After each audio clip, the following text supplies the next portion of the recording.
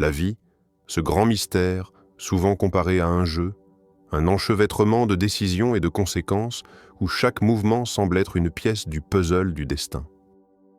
La vie n'est qu'un jeu, voici comment la pirater. Une réflexion d'Alan Watts qui nous pousse à explorer cette idée d'une manière différente. Aujourd'hui, plongeons ensemble dans cette pensée profonde et voyons comment l'esprit humain peut comprendre et manipuler les règles invisibles qui régissent notre existence. Que signifie vraiment pirater la vie? Nous allons démystifier cette notion et découvrir comment, en comprenant les mécanismes psychologiques sous-jacents, nous pouvons changer notre approche du monde. La vie, comme un jeu, qu'est-ce que cela signifie vraiment? Imaginez un instant que la vie soit un jeu.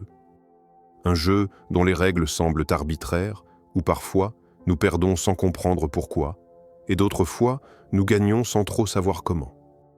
Alan Watts, philosophe des années 60, a souvent dit que la vie n'est pas un problème à résoudre, mais une réalité à expérimenter. Mais que se cache-t-il réellement derrière cette idée? Ce concept peut sembler étrange au début, car nous avons été conditionnés à voir la vie sous un angle plus grave, comme une série de défis à surmonter. On nous enseigne, dès le plus jeune âge, qu'il faut réussir, qu'il faut atteindre des objectifs précis et quantifiables. Pourtant, si nous observons plus attentivement, les choses ne sont pas toujours aussi linéaires. Parfois, la victoire n'est pas ce à quoi nous nous attendions, et parfois la défaite nous apprend plus que le succès. Mais et si, au lieu de voir ces moments comme des victoires ou des échecs, nous les considérions simplement comme des mouvements dans un jeu? Un jeu dont nous sommes les joueurs et non les spectateurs. Regardons la vie autrement. Et si elle était, en effet, une expérimentation constante? Chaque décision que nous prenons devient alors une partie d'un vaste jeu qui évolue au gré de nos choix. Chaque échec, chaque victoire n'est alors qu'un mouvement stratégique, non pas une fin en soi, mais une phase dans un processus de croissance. Pourquoi, alors, cherchons-nous constamment à avoir un résultat final? Pourquoi sommes-nous toujours à la recherche d'un but précis, au lieu de nous laisser emporter par la dynamique du jeu lui-même? Pourquoi ne pas apprécier la beauté du processus, des interactions et des leçons apprises sur le chemin? Cela nous rappelle la célèbre notion de lâcher prise de Lao Tzu. Parfois, le fait de ne pas forcer une situation, de ne pas chercher à contrôler tout autour de nous, peut être la clé d'une véritable réussite. Un jeu fluide, dans lequel l'élément de surprise et l'imprévisibilité sont aussi précieux que la victoire elle-même. Cette idée trouve écho dans la mentalité de croissance de Carol Dweck, psychologue, qui a popularisé le concept selon lequel chaque échec est une opportunité d'apprendre et de se développer. Dans cette mentalité, la réussite n'est pas un but à atteindre, mais un processus continu d'amélioration. Que penseriez-vous si vous abordiez chaque échec non comme une défaite, mais comme une occasion de grandir dans le jeu de la vie? De chaque erreur pourrait surgir un enseignement précieux, permettant de renforcer la prochaine décision. Prenons un instant pour réfléchir. Comment réagiriez-vous si vous deviez perdre à un jeu? Ne seriez-vous pas curieux de comprendre pourquoi et comment vous avez perdu, tout en cherchant à améliorer votre stratégie pour la prochaine fois? La vie, de la même manière, nous pousse constamment à réévaluer notre approche, à nous adapter et à continuer à avancer. Chaque mouvement, chaque choix fait partie d'une danse infinie de causes et effets. Mais voici la vraie question. Sommes-nous prêts à jouer ce jeu avec toute la profondeur qu'il mérite? Sommes-nous prêts à accepter l'incertitude et à abandonner l'obsession du contrôle? Le véritable jeu, après tout, est celui qui nous permet de savourer chaque instant, chaque mouvement, sans la pression constante du résultat. Alors, la prochaine fois que vous vous retrouverez face à un défi ou un obstacle, souvenez-vous que ce n'est pas un mur à franchir, mais une nouvelle phase dans le jeu. Une opportunité d'apprendre, de vous réinventer, de devenir plus stratégique. La vie n'est pas un combat. C'est un jeu d'expérimentation, un terrain d'essai pour vos idées, vos actions et vos croyances. L'illusion du contrôle et de la maîtrise. Le contrôle est un désir humain fondamental. Nous cherchons à maîtriser notre environnement, nos émotions, et parfois même les autres. Ce besoin de contrôle, souvent enraciné dans notre désir d'ordre et de prévisibilité, est une quête que nous poursuivons sans relâche. Nous croyons que plus nous contrôlons, plus nous avons de pouvoir sur notre destin. Cependant, Alan Watts, un maître de la philosophie pragmatique, nous invite à réfléchir sur cette illusion. Il disait « Essayer de contrôler l'univers, c'est comme essayer de contrôler une rivière. » Une simple image, mais tellement puissante. Dans cette image de la rivière, nous comprenons immédiatement qu'il est impossible de contrôler chaque mouvement de l'eau. À chaque instant, les vagues, les courants et les obstacles changent la direction de l'eau, peu importe la force que nous exerçons. De même, la vie n'est pas un fleuve que nous pouvons dompter à notre gré. Nous croyons avoir une prise sur tout, sur nos plans, nos objectifs, et même sur les autres. Mais cette tentative de tout maîtriser crée une tension interne constante. Nous nous épuisons à courir après un contrôle qui n'existe tout simplement pas, et cette quête devient un fardeau. Regardons un peu plus près. Pourquoi cherchons-nous à tout contrôler? Est-ce que cela vient du fait que l'incertitude et l'imprévu nous effraient? La vie, avec sa complexité infinie, est une mer agitée où chaque vague peut être une surprise. Et pourtant, au lieu de flotter avec ces vagues, nous choisissons de lutter contre elles. Nous pensons que si nous maîtrisons tout, nous serons en sécurité. Mais cette illusion nous empêche de vivre pleinement le moment présent. En essayant de tout contrôler, nous oublions d'apprécier ce qui est déjà là, de goûter à la fluidité de la vie, avec ses hauts et ses bas.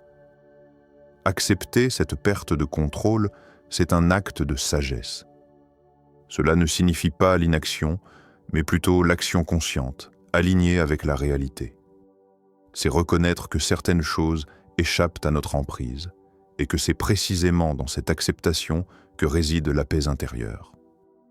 Watts nous rappelle que lorsque nous cessons de chercher à tout contrôler, la vie devient plus fluide. Nous agissons alors non pas avec l'intention de maîtriser, mais avec la compréhension que tout est en perpétuelle évolution. Imaginez maintenant votre vie si vous lâchiez prise sur ce besoin de tout contrôler. Que se passerait-il si vous cessiez de vous battre constamment contre le courant? La sensation de lâcher prise, de cesser de nager contre les vagues et de flotter avec elles, peut-être que vous y trouverez une liberté nouvelle. La liberté de vivre le moment tel qu'il est, sans la pression constante de devoir obtenir un résultat spécifique. La sagesse se trouve dans l'acceptation, dans la reconnaissance que tout ne peut pas être anticipé et que l'inconnu n'est pas notre ennemi, mais une partie essentielle du jeu de la vie. Dans la psychologie moderne, cette idée se rapproche de la thérapie de l'acceptation et de l'engagement, ACT. Cette approche nous enseigne à accepter nos pensées et nos émotions sans jugement et à nous concentrer sur ce que nous pouvons contrôler, nos actions.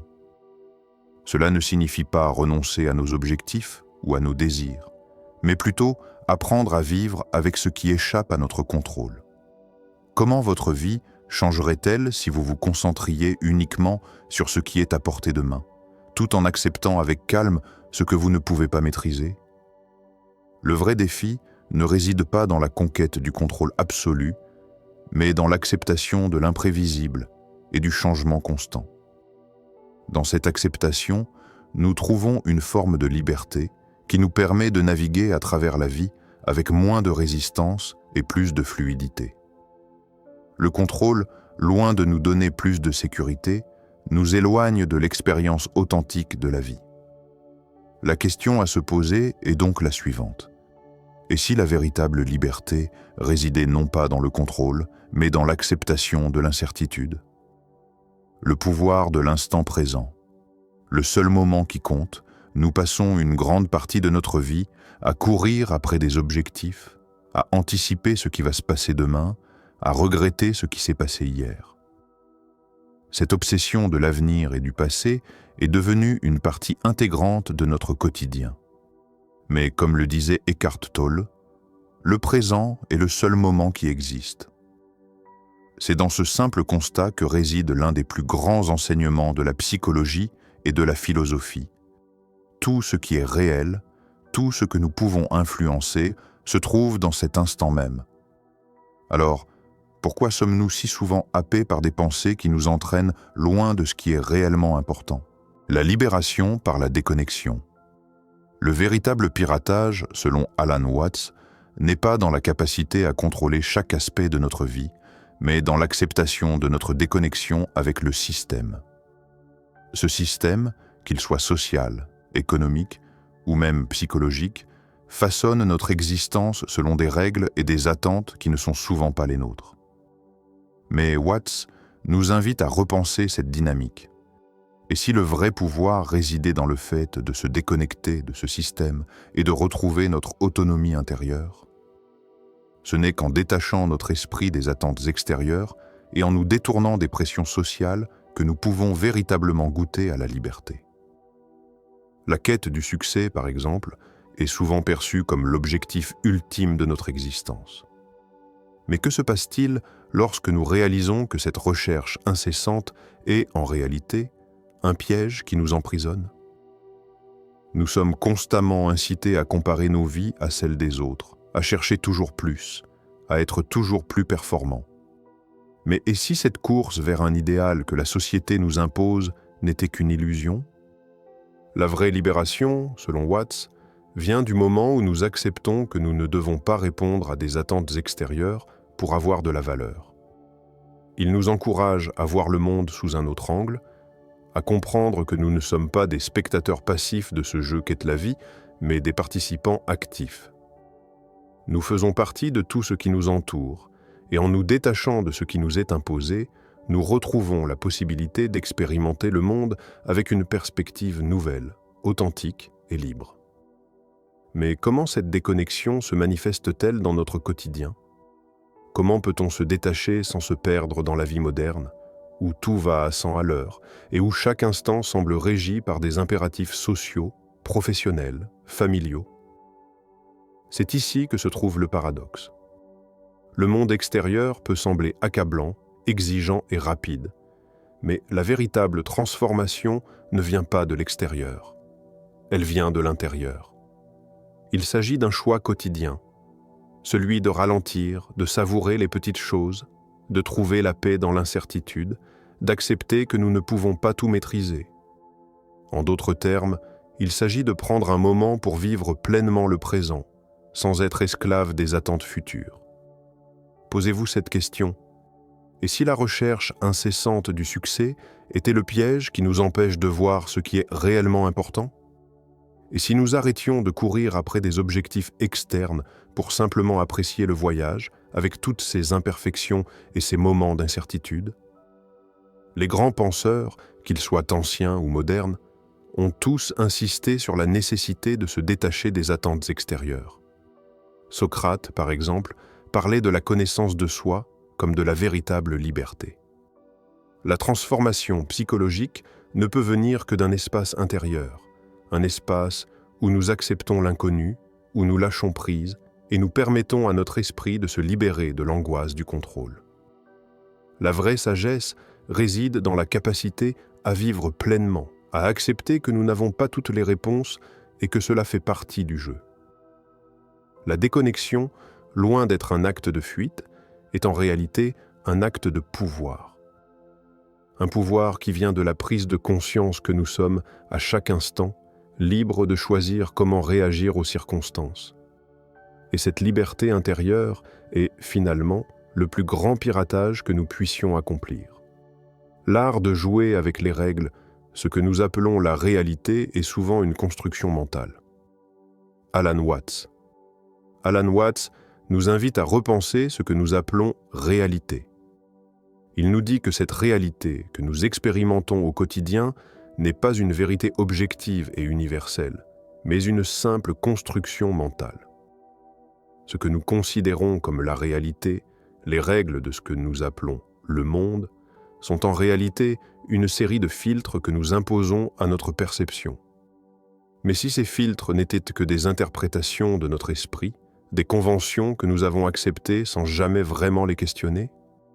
Et si les règles que nous suivons étaient malléables, à la fois flexibles et déformables? Le véritable piratage de la vie ne réside pas dans la tentative de contrôler ce qui nous arrive, mais dans la manière dont nous choisissons de percevoir le monde autour de nous. Nous avons tous grandi avec un ensemble de croyances et de certitudes qui façonnent notre vision de la réalité. Ces règles semblent souvent rigides et immuables, mais en réalité, elles sont bien plus malléables que nous ne l'imaginons. La vie elle-même, tout comme le jeu auquel nous participons, est régie par des règles que nous pouvons choisir de réécrire. Réfléchissez un instant à ces règles invisibles qui régissent votre vie. Vous êtes-vous déjà demandé pourquoi vous respectez certaines règles sans jamais les remettre en question? Par exemple, pourquoi la réussite est-elle mesurée par des critères aussi arbitraires que la richesse ou le statut social? Pourquoi devons-nous vivre selon un certain plan qui nous a été imposé dès le début de notre vie? La réalité n'est pas un ensemble de faits indiscutables, mais une interprétation personnelle de ce qui nous entoure. Et si ces règles n'étaient pas aussi définitives que nous le croyons? Si elles étaient plutôt des options parmi d'autres, des propositions que nous avons le pouvoir de remettre en question et de réécrire? Watts nous invite à prendre du recul, à nous détacher des certitudes qui nous emprisonnent et à regarder le monde avec un regard neuf, prêt à transformer chaque règle qui ne nous sert plus. Le vrai piratage consiste à comprendre que les règles ne sont pas un dogme, mais un outil. Ce qui nous empêche de pirater le jeu, c'est justement cette vision figée de la réalité, cette conviction que les règles sont permanentes et immuables. Il est possible de réinventer notre perception du monde. Par exemple, si nous décidons de voir les défis comme des opportunités et non comme des obstacles insurmontables, tout change. Chaque difficulté devient une chance de grandir, chaque échec une leçon. Et ce changement de perspective est le début du véritable piratage. La liberté ne réside pas dans la maîtrise parfaite des circonstances extérieures, mais dans la transformation de notre perception intérieure. La question à se poser maintenant est simple. Quelle est la règle que vous respectez aveuglément sans jamais la questionner? Et que feriez-vous si vous pouviez la modifier, la réécrire à votre manière? Nous avons tous la capacité de redéfinir ce qui est possible dans nos vies. Le seul obstacle, c'est notre propre croyance en des règles rigides et préétablies. En changeant notre perception, nous pouvons changer notre vie. Réflexion finale, l'illusion du contrôle. L'illusion du contrôle nous empêche de vivre pleinement. Alan Watts, si la vie est un jeu, alors l'un des plus grands pièges dans lequel nous tombons est cette illusion du contrôle. Nous passons nos vies à tenter de tout maîtriser, nos émotions, nos relations, notre futur. Nous croyons que pour être heureux, pour réussir, il faut tout contrôler, tout diriger. Mais Alan Watts nous invite à remettre en question cette conception. Il nous dit que cette quête incessante du contrôle n'est pas une stratégie de réussite, mais plutôt un obstacle à la liberté intérieure. Imaginez un instant, combien de fois avez-vous tenté de forcer un événement, d'imposer une direction à votre vie ou de contrôler le résultat de vos actions? Combien de fois avez-vous essayé d'éviter l'incertitude, de planifier chaque étape à l'avance, de tout anticiper pour éviter le moindre imprévu? Chaque fois que nous agissons ainsi, nous nous éloignons de l'essence même du jeu. Car la réalité, comme le rappelle Watts, c'est qu'au fond, nous ne contrôlons rien. L'illusion du contrôle nous fait perdre le véritable potentiel du jeu. Elle nous pousse à croire que nous devons tout orchestrer, que notre bonheur dépend de notre capacité à maîtriser tous les aspects de notre existence. Mais en cherchant à tout contrôler, nous nous privons de la possibilité de vivre pleinement. En contrôlant tout, nous perdons l'opportunité de simplement être. Cette volonté de tout maîtriser nous fait passer à côté de l'imprévu, de la beauté de l'inconnu, de ce qui fait le sel de l'existence. Paradoxalement, c'est lorsque nous acceptons cette réalité, que nous ne contrôlons rien, que tout devient possible.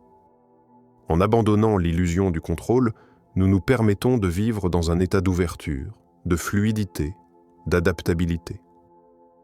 Cela ne signifie pas l'inaction ou l'acceptation passive de tout ce qui arrive, mais bien au contraire, une reconnaissance des cycles naturels de la vie. Cela signifie accepter que la vie évolue à sa manière, avec ses hauts et ses bas, et que notre rôle est simplement de participer pleinement à ce processus. Lorsque nous cessons de lutter contre la vie, nous ouvrons la porte à une nouvelle forme de liberté. Une liberté intérieure. Celle de vivre sans être constamment en train de tout contrôler, de tout planifier. Cette liberté nous permet de danser avec les événements, d'accepter les moments de joie et de douleur avec la même sérénité et de profiter de chaque instant pour ce qu'il est sans être obsédé par un résultat final. Et maintenant, je vous pose cette question. Que feriez-vous si vous laissiez tomber le contrôle et que vous acceptiez la danse de la vie telle qu'elle est? Que feriez-vous si vous arrêtiez de lutter contre le flot naturel des événements et que vous décidiez de vous abandonner à cette danse? La liberté ne réside pas dans le contrôle, mais dans l'acceptation de la vie telle qu'elle est, avec ses mystères et ses surprises. Dans cette exploration de la philosophie d'Alan Watts, nous avons vu que la vie, loin d'être un fardeau, est un terrain d'expérience. Le véritable piratage n'est pas de chercher à manipuler la réalité, mais d'accepter que nous faisons partie de ce tout et que chaque instant, chaque respiration est une chance de jouer, d'explorer et de grandir. Alors, êtes-vous prêt à jouer ce jeu avec une nouvelle perspective? N'oubliez pas de vous abonner et de liker cette vidéo si vous souhaitez explorer d'autres idées profondes sur la psychologie humaine et les mystères de l'esprit. Partagez vos pensées dans les commentaires ci-dessous, nous serions ravis d'entendre vos réflexions.